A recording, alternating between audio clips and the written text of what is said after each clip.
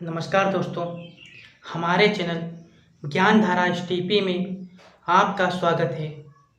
मैं आशीष कुमार आज फिर आपके लिए ओशो की एक नई कहानी लेकर आया हूँ, एक नई सीख लेकर आया हूँ और एक नई सोच लेकर आया हूँ।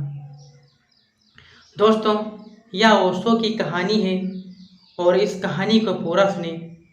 और आप जानते ही हैं कि हमारे चैनल ज्ञानधारा एसटीपी पर ओशो की ही कहानियाँ लेकर आता हूँ ताकि इंसान को एक नई दिशा मिल सके और उसकी सोच बदल सके। तो आइए दोस्तों, अब हम आपको ओशो की कहानी की तरफ ले चलते हैं। जैसे कि एक गांव था और उस गांव में एक किसान रहता था। उसके पास बहुत सारी खेती थी और वह खेती किया करता था। तो बहुत ज़मीन होने के कारण उसके पास धन की कमी भी नहीं थी। वह दिन रात अपनी ज़मीन में मेहनत करता था और तरह तरह की हर वर्ष फसलें उगाता था और समय आने पर फसल को पानी और खाद भी देता रहता था। इसलिए उसकी फसलें हर वर्ष अच्छी होती थीं और उसी से अपना परिवार चलाता था। लेकिन जब भी कोई उससे पूछता कि तुम दिन रात मेहनत करते रहते हो अपनी खेती में, तो फिर तुम्हारे कोई दोस्त या साथी नहीं है जिनसे तुम सलाह कुछ ले सको? तो वह किसान यही सभी से कहता कि हमारे 3 मित्र हैं और समय आने पर मैं उन्हें ज़रूर आजमाऊंगा कि मेरा सच्चा मित्र कौन सा है। वह सभी से यही कह दिया करता था। एक दिन क्या होता है, धीरे धीरे वह किसान खेती करता रहता है और अपने परिवार का पालन पोषण भी उसी खेती से करता रहता है। धीरे धीरे वह किसान बूढ़ा हो जाता है। उसके शरीर में वह ताकत नहीं बचती है जिससे कि वह खेत में जाए और काम करे। फिर एक दिन ऐसा आ जाता है कि वह मृत्यु के निकट होता है और वह लेटा होता है।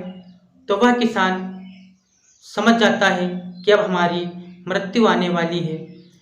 तो उस किसान ने अपने पहले मित्र को बुलाया अपने पास और उस मित्र से कहा कि मैं अब मृत्यु हमारी होने वाली है, मैं मरने वाला हूँ, क्या तुम मेरे साथ चलने के लिए तैयार हो?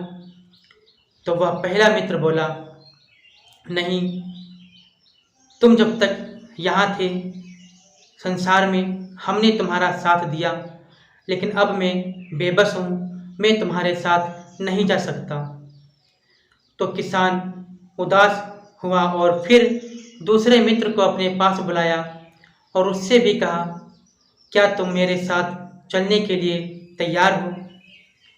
तो दूसरा मित्र भी बोला कि मैं बेबस हूँ, मैं तुम्हारे साथ नहीं चल सकता हूँ, लेकिन हाँ, इतना ज़रूर कर सकता हूँ तुम्हारे साथ कि तुम्हारी मृत्यु के बाद तुम्हारे शरीर को सही ढंग से अंतिम संस्कार किया जाए, मैं तुम्हारी इतनी मदद कर सकता हूँ।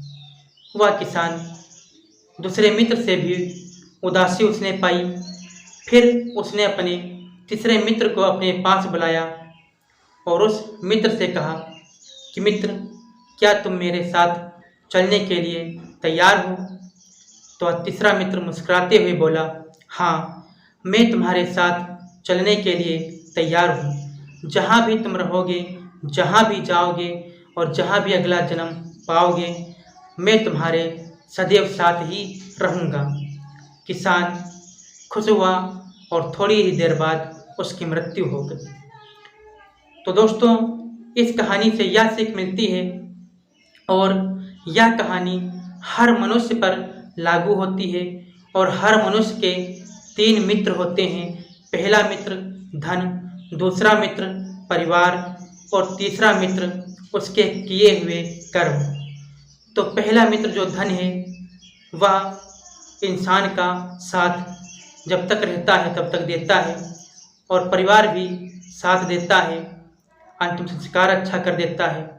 लेकिन कर्म ही एक ऐसा साथी होता है मनुष्य का जो उसके हमेशा साथ रहता है, जन्मों जन्मों तक साथ रहता है, और कहीं भी जन्म ले लेकिन आपका कर्म कभी पीछा नहीं छोड़ेगा।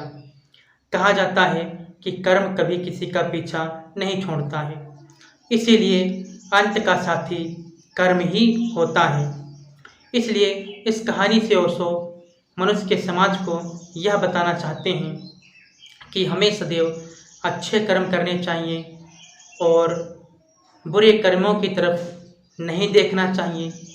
अच्छे कर्म करते रहेंगे तो जो अगला जन्म होगा वह हमारा सुधर सकता है।